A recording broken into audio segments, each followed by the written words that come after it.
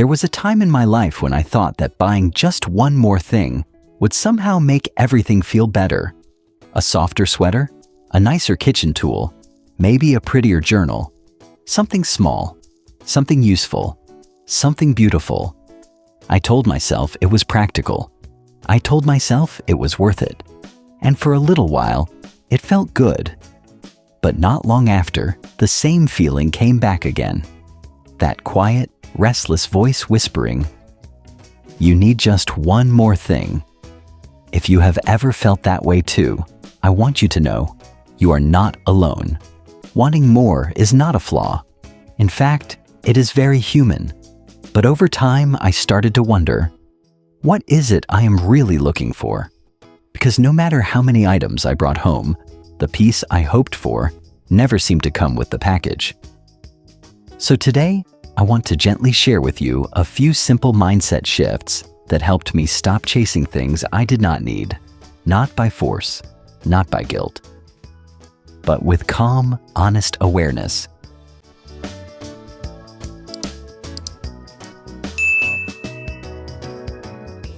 We do not always buy things because we need them. Often, we shop because something inside us feels unsettled. Maybe we are lonely. Maybe we feel bored. Maybe we are just trying to escape a moment that feels too quiet. And instead of sitting with that feeling, we open our phone or drive to the store. We search for something new to distract us, something small to lift our mood, something pretty to cover up the discomfort. But what if we paused instead? Now, I do not mean ignoring the feeling or pushing it away. I mean gently noticing it. Just saying to yourself, there it is again. That itch to buy, that craving for something more. Then breathe. Sit with it. No judgment. No rush. Sometimes I will even make myself a cup of tea and ask, what do I truly need right now? Most of the time, the answer is not a new pair of shoes or another kitchen gadget. What I really need is comfort, or company, or simply permission to rest. The urge to shop can feel powerful, but it passes, like a wave. If you do not chase it, it rises and falls on its own. And when you let yourself feel the wave instead of running from it, you start to build something priceless.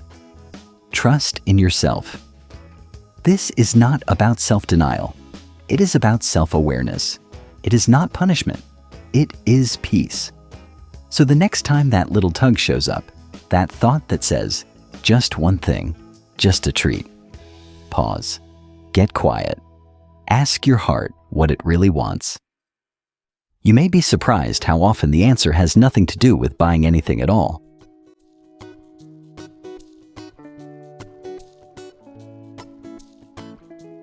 There was a time when I would see a price tag and ask one question: can I afford this? If the answer was yes, I bought it. If it was no, I didn't. Simple, right?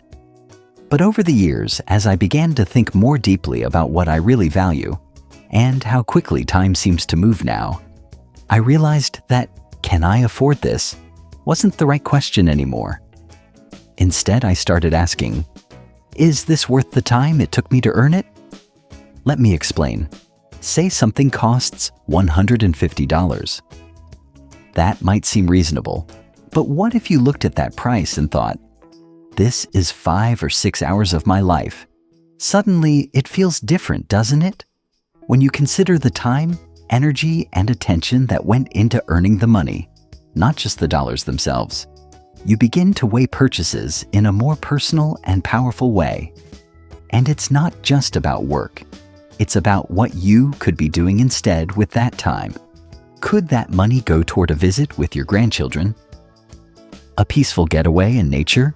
A safety cushion for the unexpected? When I started thinking this way, the temptation to buy things I didn't truly need started to melt away. Because I began to see clearly what each item actually cost me, not just in money, but in moments. At this stage in life, many of us are no longer chasing careers or climbing ladders. We're chasing peace, simplicity, moments that feel rich, not in things, but in meaning. So we must ask, Are we spending our most precious resource, time, on things that reflect that? There's no shame in spending money, none at all. But we should spend consciously, because every dollar is not just a number. It's a reflection of your energy, your time, your life. And once you see that clearly, it becomes much easier to let go of the pressure to buy more. You begin to choose things that matter and gently walk away from the ones that don't.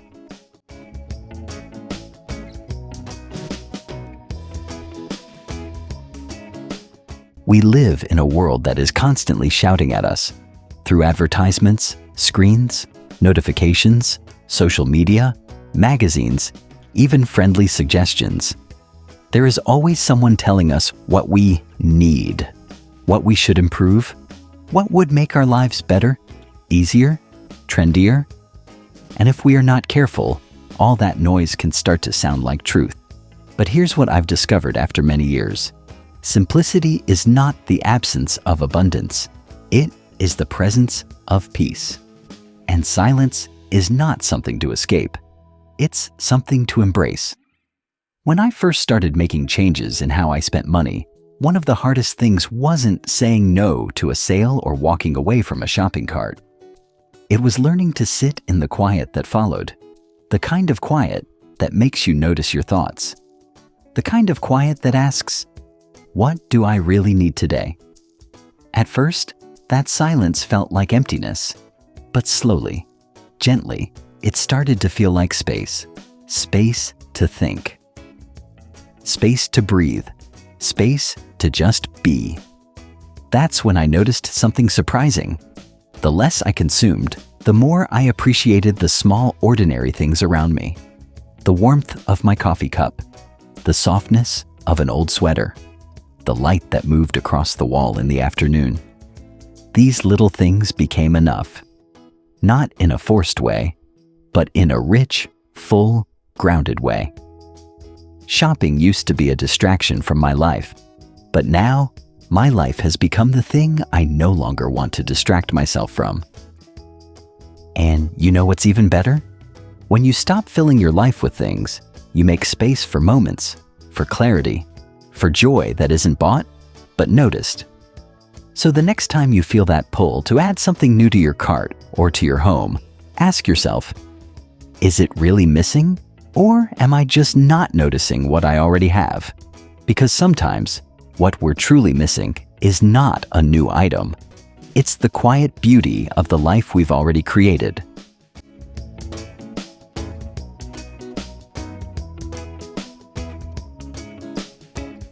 Before I bring anything new into my home now, I ask myself to do one simple thing.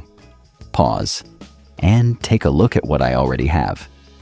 This may sound basic, even obvious, but let me tell you, it's one of the most powerful practices I've adopted in recent years, and it's changed everything.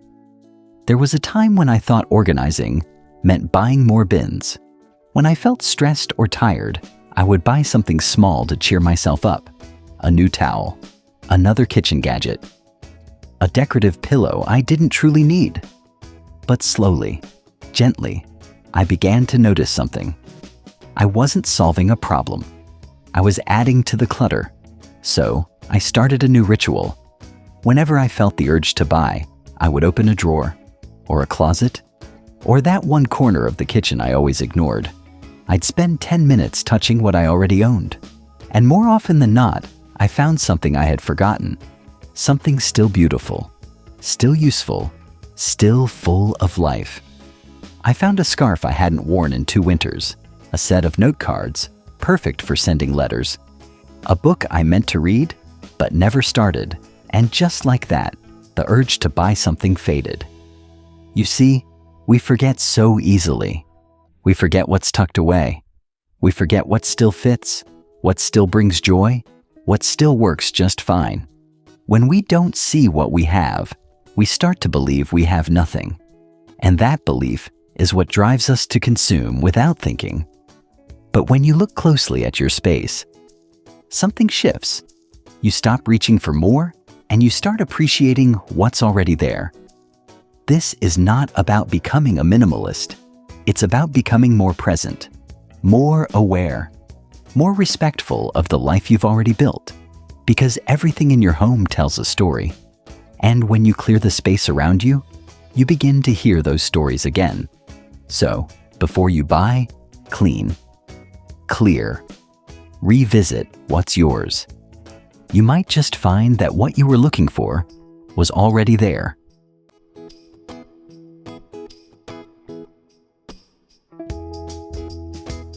There's a quiet pressure that follows us every day, often without us even noticing. It lives in our inbox, our phone, our television screen. It whispers through ads and updates, headlines and hashtags. It says, "You're missing something. You need to catch up." Everyone else has more style, more beauty, more success. And if we aren't careful, we start to believe it. At some point, I realized my mind was constantly being filled with suggestions, not from my own heart, but from the outside world. Emails from stores I hadn't shopped at in years, posts from influencers with perfectly curated homes, fashion tips for trends I didn't even like. Each one seemed harmless on its own, but together, they created a feeling of constant lack, like my life wasn't quite measuring up. So, I made a simple but powerful decision. I started unsubscribing. One email at a time. I unfollowed people I didn't truly know or trust. I turned off notifications that were more distracting than helpful. And with every click, I felt lighter. You see, our attention is precious. And just like our homes, our minds can become cluttered. Not with things, but with voices. Voices that tell us who we should be, what we should want, what we're doing wrong. But here's the truth. You already know what matters to you. You already know the kind of life that feels good in your bones. Not because someone told you, but because you've lived long enough to feel the difference. So protect that knowing. Guard it. Turn down the noise so you can hear your own voice again. You don't have to be rude. You don't have to announce it. Just quietly step away from the things that make you feel small, inadequate, or left behind. You are not behind. You are not lacking.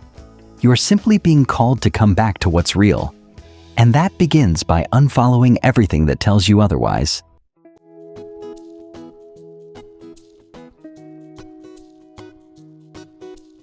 When I was younger, I often let the world decide what I should care about. I didn't even realize it most of the time. It was so subtle. The commercials, the catalogs, the conversations, what people wore, what they talked about, what they praised. I just followed along. Not because I was trying to impress anyone, but because I assumed that if everyone else wanted something, maybe I should want it too. But with time, and I mean real time, decades, I started to notice something. Every time I bought into the idea of what I should want, I felt a little more disconnected from myself. And every time I listened to my own values, even when they were quiet or unpopular, I felt peace. Not excitement, not thrill, just peace. And at this point in my life, peace is the most valuable feeling I know. You see, the world is very good at selling you other people's dreams. A trend here, a luxury there. The idea that your home must look a certain way, that your wardrobe should be updated, that you need to constantly evolve your appearance, your devices, your lifestyle, as if stillness is failure. But what if stillness is actually wisdom? What if your values have been quietly whispering to you all along, but the noise of the world has been drowning them out? When I started asking myself what I actually value, without thinking about what's trendy, what's convenient, or what other people are doing, I discovered that my true desires are simple, beautiful, and deeply personal.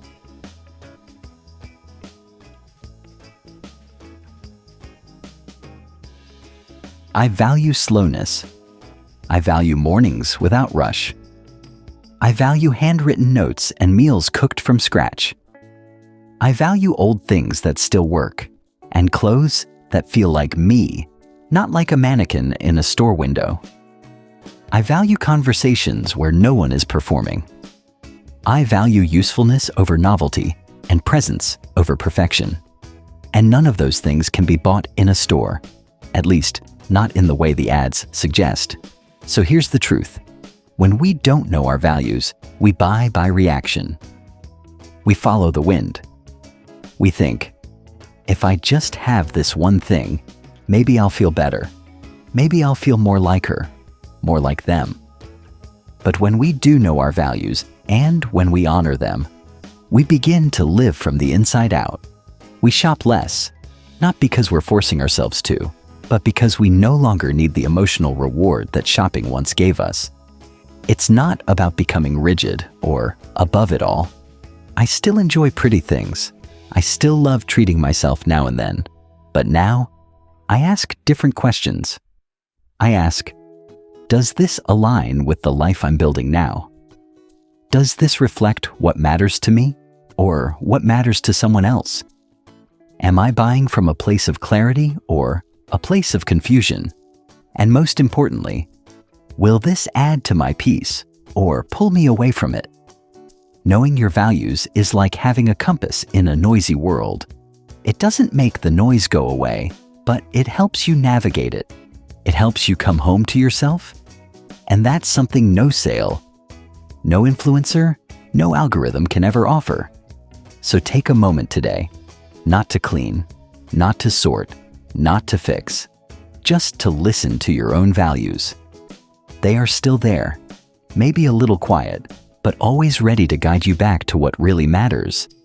Because when you know what you truly value, you stop chasing what never belonged to you in the first place.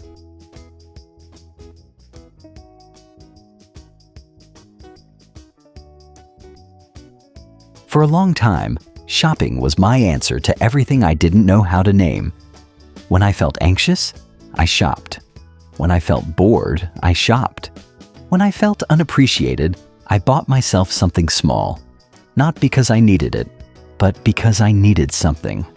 A lift, a distraction, a sense of control in a world that often felt overwhelming or uncertain. It wasn't about the object. It was about the moment it created. That little burst of satisfaction, that temporary feeling of being new, exciting, in motion.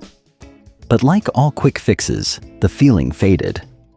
And then I needed the next thing, and the next. Until one day I realized I wasn't shopping for things. I was shopping for meaning, and I wasn't finding it. This realization was both painful and freeing. Painful because I saw how much time and money I'd spent chasing something I couldn't buy. But freeing because for the first time, I knew what I really needed, something deeper. So I asked myself a simple question. What if I replaced the habit of shopping with something that actually nourishes me, not punishes me, not restricts me, but fills me in a way that lasts longer than 2 days?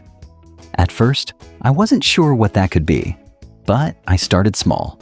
I took longer walks. I made time to write in a journal, not perfectly, not daily, just honestly. I sat with my coffee in silence instead of scrolling through catalogs.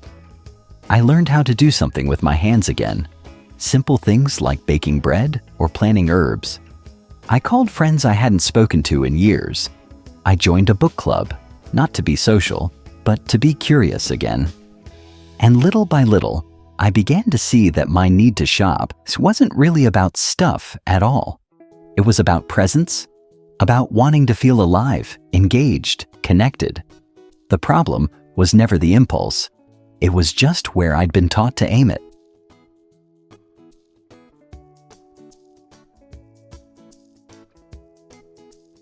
When you find something meaningful to place your time and attention into, the urge to shop begins to loosen its grip. Not because you forced it away, but because you've replaced it with something better. You begin to notice that the joy of creating, learning, connecting, or simply being is so much richer than any temporary high from a package arriving at your door.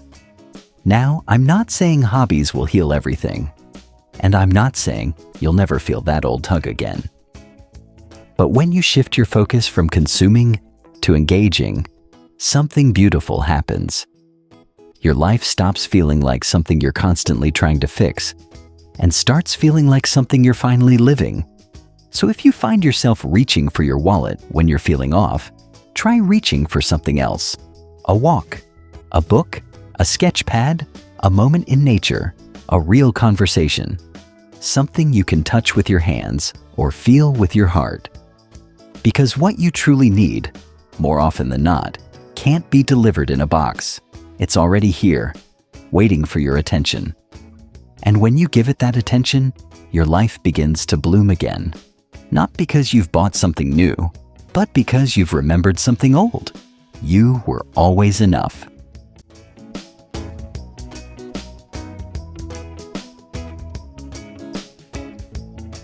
There is a quiet truth that many of us discover later in life, sometimes too late and sometimes just in time. When you build a life you love living, you stop needing to escape from it. For many years, I didn't realize how often I was trying to escape my own life. Not in obvious ways. I wasn't reckless or irresponsible. I just found subtle ways to disconnect from myself when things felt dull, disappointing, or overwhelming. Shopping was one of them. Little treats here and there. Something new for the house. A gift to myself just because. I told myself I deserved it, and maybe I did.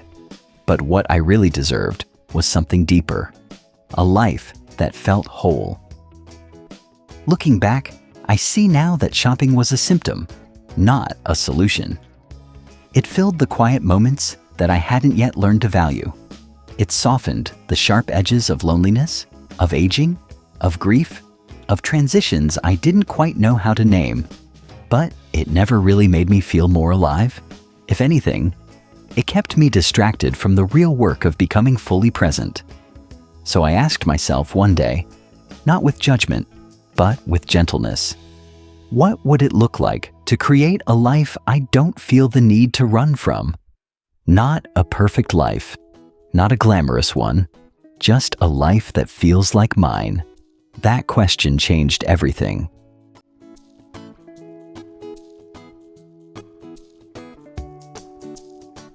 I began to look at my days not as something to fill or get through, but something to shape. I asked myself, what rhythms made me feel peaceful? What environments made me feel safe? What people made me feel seen? And I began to clear space, physically, emotionally, spiritually, for those things. I stopped chasing more and started pursuing meaning. I let go of things I bought to impress people I didn't even truly know. I stopped decorating my life for others and started designing it for myself. I paid attention to the little moments, the way sunlight moves across the wall, the smell of a home-cooked meal, the feeling of fresh sheets after a long day. I gave myself permission to love the ordinary. And in doing so, I realized something powerful. The more I love my actual life, the less I want to escape it with distractions. Shopping lost its sparkle not because I disciplined myself, but because I was no longer trying to numb or fill anything. I felt full, in the best, most grounded way.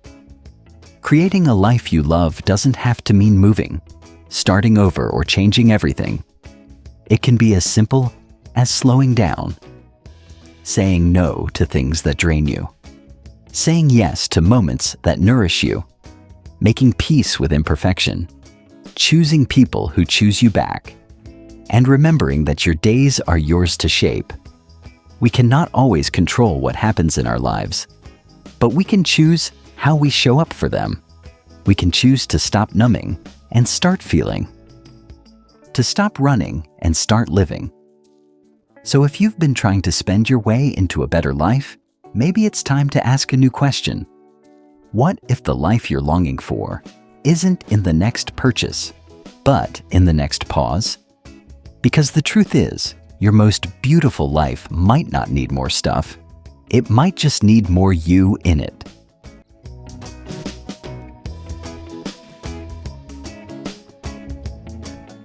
If you've made it this far, I want to take a quiet moment to thank you. Not just for watching or listening, but for being willing to sit with some uncomfortable truths, for being open to change, for being brave enough to look inward gently and ask, is this still serving me? That kind of reflection takes courage, especially when the world tells us to keep buying, keep upgrading, keep chasing.